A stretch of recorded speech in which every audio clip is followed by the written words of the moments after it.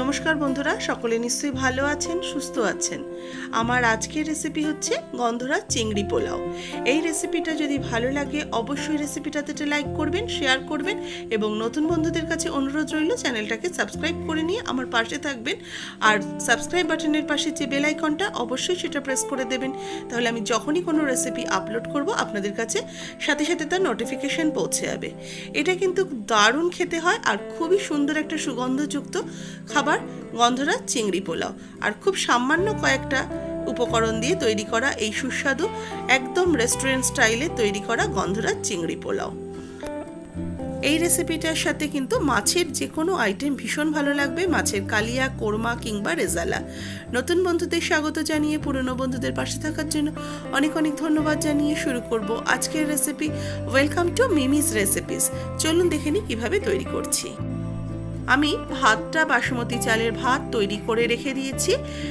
ভাতটা দেখুন একদম ঝরঝরে করে প্লেন ভাত তৈরি করেছি, যাতে কোনো নুন, লেবুর রস কিচ্ছু দেওয়া নেই।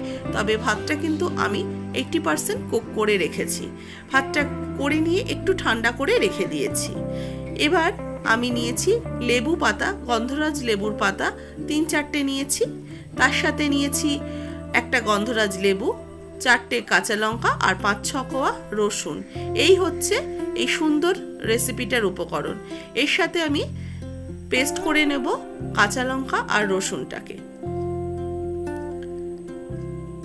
কাঁচা লঙ্কা আর রসুনটা প্রথমে মিক্সিতে একটুখানি পেস্ট করে নিচ্ছি। দেখুন পেস্টটা হয়ে গেছে কাঁচা লঙ্কা আর রসুনের।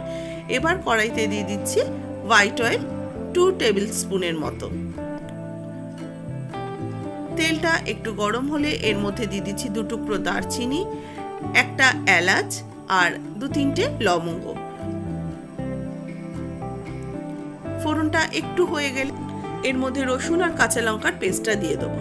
তবে আমি যেটুকু গরম মশলা ব্যবহার করেছি অবশ্যই সেই পরিমাণেরই ব্যবহার করবেন, কারণ বেশি গরম মশলার ফ্লেভার এলে গন্ধরাজ লেবুর ফ্লেভারটা কিন্তু ডমিনেট করে দেবে। এবার আমি এই রসুন আর কাঁচা লঙ্কার পেস্টটাকে একটু হাই ফ্লেমে নাড়াচাড়া করে রসুনের কাঁচা গন্ধটাকে চলে যাওয়া পর্যন্ত রান্না করে নেব। মিনিট 2 একটু নাড়াচাড়া করে নিয়েছি। এর মধ্যে অ্যাড করে দেবো চিংড়ি মাছ। এখানে আমি ছোট চিংড়ি 200 গ্রাম ব্যবহার করেছি। 200 গ্রাম ছাড়িয়ে পরিষ্কার করে ধুয়ে আমি চিংড়ি মাছটা দিয়ে দিলাম। চিংড়ি মাছ আলাদা করে ভাজার দরকার নেই, এই রসুন কাঁচা লঙ্কার মধ্যে আমি ভালো করে ফ্রাই করে নিচ্ছি।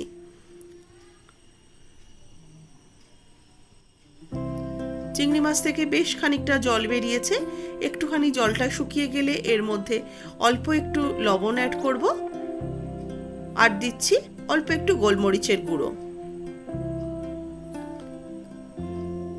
এবার লবণ আর গোলমরিচের গুঁড়োটা ভালো করে চিংড়ি মাছের সাথে মিক্সড করে নেব। এবার এর মধ্যে দিয়ে দেবো লেবু পাতা। লেবু পাতাগুলো হাত দিয়ে ছিঁড়ে ছিঁড়ে দিয়ে দেবো। আমি ছোট ছোট লেবু পাতা দিয়েছি, আপনারা যদি বড় লেবু পাতা পান অবশ্যই বড় লেবু পাতাগুলো ব্যবহার করতে পারেন।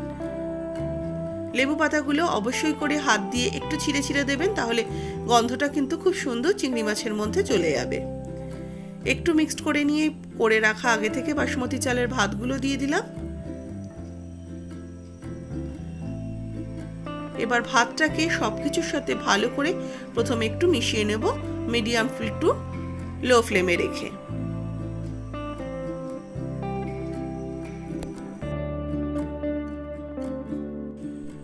এবার এর মধ্যে দিয়ে দিচ্ছি স্বাদ মতো লবণ।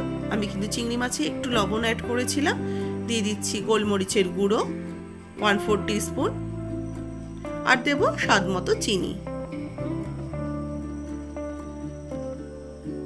এবার এই সমস্ত কিছুকে ভালো করে একসাথে মিশিয়ে নেব।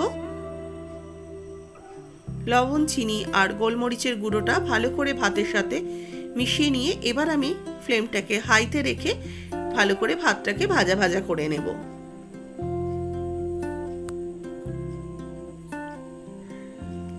এবার আমি দিয়ে দিচ্ছি গন্ধরাজ লেবুর রস। এখানে একটা লেবুর হাফ লেবুকে ব্যবহার করেছি, আরো হাফের হাফ আমি দিয়ে দিচ্ছি।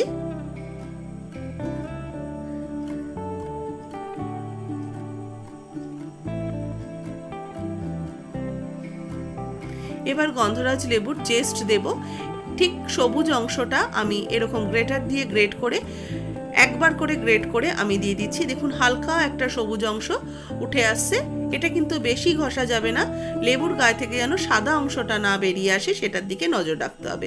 এবার বাদবাকি কিছুটা লেবুর পাতা ছিঁড়ে দিয়ে দিলাম, আর দিয়ে দিচ্ছি কিছুটা ধনে পাতা কোচানো। এবার ভালো করে আবারও আমি এটাকে মিক্সড করে নিচ্ছি। লেবু পাতা, ধনে পাতা, গন্ধরাজ লেবুর জেস্ট সমস্ত কিছুকে ভালো করে মিক্সড করে নিচ্ছি।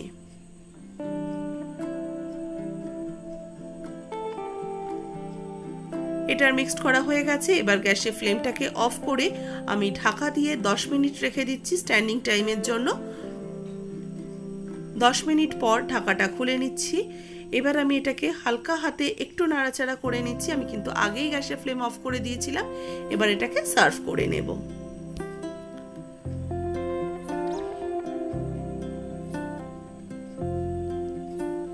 রেসিপিটা অবশ্যই আপনাদের ভালো লেগেছে। কেমন লেগেছে সেটা কিন্তু আমাকে কমেন্টস বক্সে কমেন্টস করতে ভুলবেন না। ভালো লাগলে লাইক করবেন, শেয়ার করবেন এবং সাবস্ক্রাইব করবেন চ্যানেলটা, পাশে থাকা বেল আইকন সমেত। তাহলে আমি যখনই কোনো রেসিপি আপলোড করব আপনাদের কাছে তার নোটিফিকেশন পৌঁছে যাবে।